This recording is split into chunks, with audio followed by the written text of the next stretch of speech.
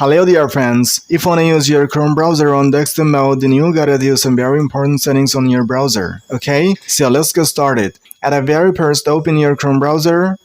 Now at the top right corner, click on this three-dot icon. Scroll down a little bit.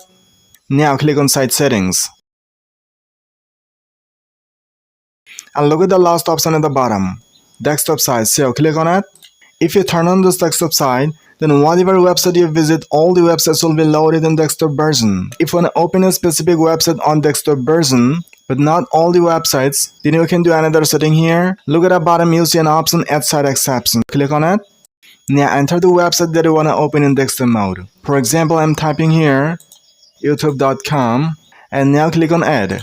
And after this, whenever I search youtube.com on Chrome browser, then this website will be open in the desktop mode. But not all the websites because I haven't turned on this option. Okay? Hope this video will help you in using your Chrome browser in desktop mode. And if you found the video a little bit helpful, then hit a like. And if you want to watch more this kind of helpful and informative videos, then subscribe to the channel right now. So see you soon in the next video with another helpful content like this. Till then, thank you. Bye-bye.